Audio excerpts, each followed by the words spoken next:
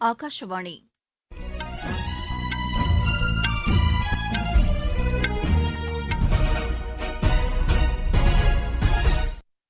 செய்திகள் வாசிப்பவர் வடிவழகி கபிலன். தலைப்புச் செய்திகள்: மக்களவைக்கு முதற்கட்டமாக அடுத்த மாதம் 19ஆம் தேதி வாக்குப்பதிவு நடைபெறவுள்ள 102 தொகுதிகளில் வேட்புமனு தாக்கல் இன்று நிறைவடைந்தது.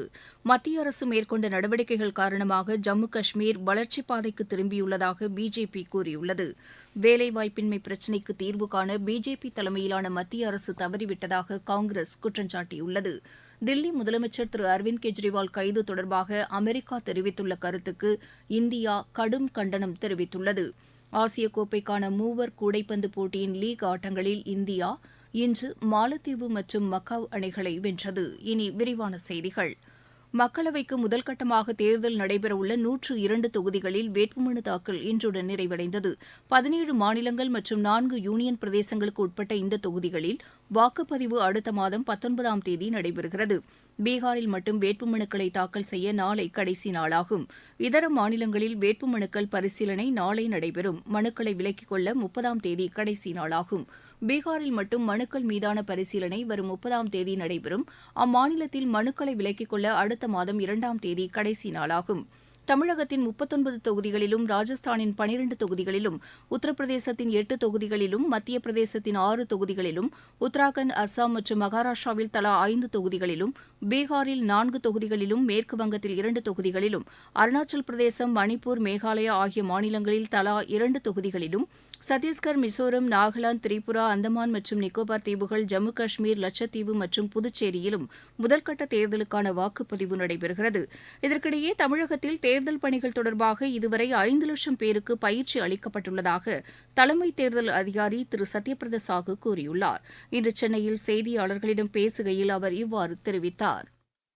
7 lakhs போலிங் பர்சனலுக்கு நாங்க ட்ரைனிங் கொடுக்கறதுக்கு ஏற்பாடு பண்ணிருக்கோம். ஃபர்ஸ்ட் ரவுண்ட் ஆஃப் ட்ரைனிங் முடிஞ்சு 5 lakhs பீப்புள் கிட்டத்தட்ட நம்ம ட்ரைனிங் ஆல்ரெடி கொடுத்துருக்கோம். இதுல 7 lakhs பார்க்கும்போது அதே அபிஷியலுக்கு இன்னொரு ரோல் கூட இருக்கலாம். அதனால 2 ரோல் இருக்கும். கவுண்டிங்க்கு ஒரு ரோல் இருக்கும், போலிங் அன்னைக்கும் இருக்கிறோம். அதனால 7 lakhs ஃபிகர். சாதாரணமா நம்ம பார்க்கும்போது 4 லட்சம் நமக்கு போலிங் ஸ்டாஃப் நம்ம என்கேஜ் பண்ண போறோம். இந்த போலிங் பர்சனலுக்கு ஃபர்ஸ்ட் லெவல் ஆஃப் ட்ரைனிங் நம்ம 24th மார்ச் அன்னைக்கு அதுக்குள்ள எல்லா மாவட்டத்திலே அது கம்ப்ளீட் பண்ணிருக்காங்க. இவங்க second level of training April 7ஆம் தேதிக்குள்ள கம்ப்ளீட் பண்ண சொல்லியிருக்கோம். டிஸ்ட்ரிக்ட்ஸ் எல்லாம் அதுக்கு முன்னாடி கூட அது கம்ப்ளீட் பண்ணலாம். இந்த போலிங் பர்சனலுக்கு தேர்ட் லெவல் ட்ரைனிங் எலெக்ஷனுக்கு ஒரு நாள் முன்னாடி ஏப்ரல் 18ஆம் தேதி நாங்க தேர்ட் லெவல் ஆஃப் ட்ரைனிங் கொடுக்கிறோம். இதனைத் தொடர்ந்து டிடி தமிழ் தொலைக்காட்சி நிலையத்தில் நடைபெற்ற நிகழ்ச்சியில் பத்திரிகை தகவல் அலுவலகம் தயாரித்துள்ள தேர்தல் தொடர்பான கையேட்டினையும் திரு சத்யபிரதா சாஹூ வெளியிட்டார். மாநிலம் முழுவதும் பணபலம் பயன்படுத்தப்படுவதை கட்டுப்படுத்துவதற்கான கண்காணிப்பு நடவடிக்கைகள் தீவிரப்படுத்தப்பட்டுள்ளன. இதுவரை உரிய ஆவணங்கள் இன்றி கொண்டு செல்லப்பட்ட 69 கோடியே 70 லட்சம் ரூபாய் மதிப்பிலான பணம் மற்றும் பரிசுப் பொருட்கள் பறிமுதல் செய்யப்பட்டுள்ளன. 100% வாக்குப்பதிவின் அவசியத்தை வலியுறுத்தும் வகையில் பல்வேறு விழிப்புணர்வு நிகழ்ச்சிகளும் மேற்கொள்ளப்பட்டு வருகின்றன.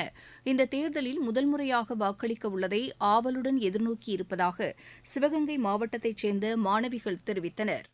வணக்கம், என்னோட பெயர் மரியசி. நான் காரைக்குடி தொகுதி அரசு மகளிர் கலைக்கல்லூரி சிவகங்கையில் BBA படிக்கிறேன். நான் ஃபர்ஸ்ட் டைம் ஓட் பண்ண போகிறேன். ஃபர்ஸ்ட் டைம் ஓட் பண்ணுறதுனால என்னுடைய பங்களிப்பும் இருப்பதால் நான் மிகவும் மகிழ்ச்சி அடைகிறேன். என் பேர் திவ்யா. நான் இப்போ தான் ஃபர்ஸ்ட் டைம் ஓட் பண்ண போகிறேன். புதிய வாக்காளர் என்ற முறையில் மத்திய அரசை தீர்மானிக்கிற இந்த தேர்தலில் என்னோட பங்கு இருக்குன்னு நினைக்கும் போது ரொம்ப பெருமையாக இருக்குது. இனி வரப்போகும் மத்திய அரசு பெண்களுக்கும் பெண் கல்விக்கும் முக்கியத்துவம் கொடுக்கணும் அப்படின்னு கேட்டுக்கிறேன். பிஜேபி நாடாளுமன்ற உறுப்பினர் திரு திலீப் கோஷ் மற்றும் காங்கிரஸ் மூத்த தலைவர்களில் ஒருவரான சுப்ரியா ஸ்ரீநாத் ஆகியோருக்கு தேர்தல் ஆணையம் நோட்டீஸ் அனுப்பியுள்ளது. மேற்குவங்க முதலமைச்சர் செல்வி மம்தா பானர்ஜிக்கு எதிராக சர்ச்சைக்குரிய கருத்துக்களை தெரிவித்ததற்காக திரு திலீப் கோஷுக்கும், பிஜேபி வேட்பாளர் கங்கனா ரணாவத்துக்கு எதிராக சர்ச்சைக்குரிய கருத்துக்களை தெரிவித்ததற்காக சுப்ரியா ஸ்ரீநாத்துக்கும் விளக்கம் கோரி இந்த நோட்டீஸ் அனுப்பப்பட்டுள்ளது. முதல் நோக்கில் இந்த கருத்துக்கள் தேர்தல் நடத்தை நெறிமுறைகளை மீறியதாக அந்த நோட்டீஸில் குறிப்பிடப்பட்டுள்ளது. நீங்கள் கேட்டுக்கொண்டிருப்பது ஆகாஷவாணியின் செய்தி அறிக்கை.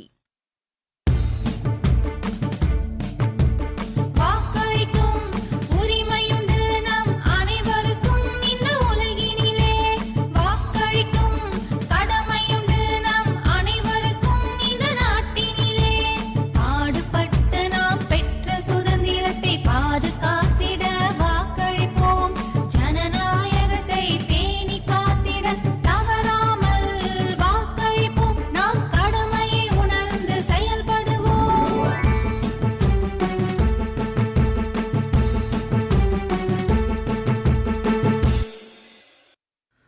பிஜேபி தலைமையிலான மத்திய அரசு மேற்கொண்ட நடவடிக்கைகள் காரணமாக ஜம்மு காஷ்மீர் வளர்ச்சியை கண்டு வருவதாக பிஜேபி மூத்த தலைவர்களில் ஒருவரான திரு அனுராக் தாக்கூர் கூறியுள்ளார். ஜம்முவில் இன்று செய்தியாளர்களிடம் பேசிய அவர், ஜம்மு காஷ்மீருக்கு அளிக்கப்பட்ட சிறப்பு சட்டப்பிரிவை மத்திய அரசு ரத்து செய்ததன் மூலம் வளர்ச்சிக்கான பாதை திறக்கப்பட்டதாக குறிப்பிட்டார். ஜம்மு காஷ்மீரின் அனைத்து துறைகளும் இதுவரை இல்லாத அளவிற்கு வளர்ச்சியை கண்டு வருவதாக அவர் தெரிவித்தார். சட்டம் ஒழுங்கு நிலைமையும் மேம்பட்டுள்ளதாகவும் திரு அனுராக் தாக்கூர் கூறினார். வேலைவாய்ப்பின்மை பிரச்சினைக்கு தீர்வு காண பிஜேபி தலைமையிலான மத்திய அரசு தவறிவிட்டதாக காங்கிரஸ் தலைவர் திரு மல்லிகார்ஜுன கார்கே குற்றம் சாட்டியுள்ளார். சமூக வலைதளத்தில் இக்கருத்தை பதிவு செய்துள்ள அவர், ஊரகப் பகுதிகளில் 17.5% இளையோர் மட்டுமே முறையான வேலைவாய்ப்பை பெற்றிருப்பதாக குறிப்பிட்டுள்ளார். இது தொடர்பாக சர்வதேச தொழிலாளர் அமைப்பு வெளியிட்டுள்ள ஆய்வறிக்கையையும் அதில் அவர் சுட்டிக்காட்டியுள்ளார். மத்தியில் பிஜேபி தலைமையிலான அரசு பொறுப்பேற்ற பின்னர் வேலைவாய்ப்பின்மை 3 மடங்கு அதிகரித்துள்ளதாகவும் திரு மல்லிகார்ஜுன கார்கே குறை கூறியுள்ளார். தில்லி முதலமைச்சர் திரு அரவிந்த் கெஜ்ரிவால் கைது செய்யப்பட்டது தொடர்பாக அமெரிக்க வெளியுறவுத்துறை செய்தி தொடர்பாளர் தெரிவித்துள்ள கருத்துக்கு இந்தியா கடும் கண்டனம் தெரிவித்துள்ளது. பிற நாடுகளின் உள்நாட்டு விவகாரங்களில் தலையிடக்கூடாது என்பதை புரிந்து கொண்டு இதுபோன்ற கருத்துக்கள் தெரிவிப்பதை தவிர்க்க வேண்டும் என்று இந்திய வெளியுறவுத்துறை கேட்டுக் கொண்டுள்ளது. நம் நாட்டின் நீதித்துறை தன்னிச்சை அமைப்பாக செயல்படுகிறது என்றும் இதனை அறிந்து கொள்ளாமல் கருத்துக்களை தெரிவிப்பது தேவையற்றது என்றும் அதில் குறிப்பிடப்பட்டுள்ளது. இதற்கிடையே இப்பிரச்சினை தொடர்பாக தில்லியில் உள்ள இந்தியாவிற்கான அமெரிக்க தூதரக அதிகாரி நேரில் ஆஜராகி விளக்கம் அளிக்க வேண்டும் என்றும் இந்தியா சம்மன் அனுப்பியுள்ளது. இலங்கை கடற்படையினரால் சிறைப்பிடிக்கப்பட்ட தமிழக மீனவர்களில் 33 பேரை விடுவித்து அந்நாட்டு நீதிமன்றம் உத்தரவிட்டுள்ளது. எல்லை தாண்டி மீன்பிடித்ததாக கூறி கடந்த 15 மற்றும் 17ஆம் தேதிகளில் கைது செய்யப்பட்ட நாகை மற்றும் ராமேஸ்வரத்தைச் சேர்ந்த 36 மீனவர்கள் தொடர்பான வழக்கு இலங்கை ஊர்காவல் நீதிமன்றத்தில் இன்று விசாரணைக்கு எடுத்துக் கொள்ளப்பட்டது. இதில் ராமேஸ்வரத்தைச் சேர்ந்த மீனவர் ஒருவர் 2வது முறையாக இலங்கை கடற்படையால் கைது செய்யப்பட்டுள்ளதால் அவருக்கு ஓராண்டு சிறையும் 2 விசைப்படகு ஓட்டுநர்களுக்கு 6 மாத சிறை தண்டனையையும் விதித்து நீதிபதி உத்தரவிட்டார். விடுதலை செய்யப்பட்ட 33 மீனவர்களும் ஓரிரு நாட்களில் தமிழகம் திரும்புவார்கள் என்று எதிர்பார்க்கப்படுகிறது. பாதுகாப்பு தளவாடங்கள் கொள்முதலில் உள்நாட்டு உற்பத்திக்கு ஊக்கம் அளிக்கப்பட்டுள்ளதாக ராணுவ தளபதி ஜெனரல் மனோஜ் பாண்டே கூறியுள்ளார். புதுதில்லியில் தனியார் தொலைக்காட்சி நிறுவனத்தின் உச்சிமாநாட்டில் கலந்து கொண்டு அவர் உரையாற்றினார். பாதுகாப்பு தளவாடங்கள் இறக்குமதி முழுமையாக நிறுத்தப்பட்டுள்ளதாக அவர் கூறினார். எந்தவொரு சூழ்நிலையையும் எதிர்கொள்வதற்கு ராணுவம் தயாராக உள்ளதாகவும் ஜெனரல் மனோஜ் பாண்டே தெரிவித்தார். பஞ்சாப் மற்றும் சண்டிகரில் அமலாக்கத்துறையினர் இன்று சோதனை மேற்கொண்டனர். மூத்த IAS அதிகாரி இல்லத்திலும் இந்த சோதனை நடைபெற்றதாக எமது செய்தியாளர் தெரிவிக்கிறார். 137 கோடி ரூபாய் மதிப்பிலான கொய்யா மரங்களுக்கான இழப்பீடு முறைகேடு தொடர்பான வழக்கில் இந்த சோதனை நடத்தப்பட்டது.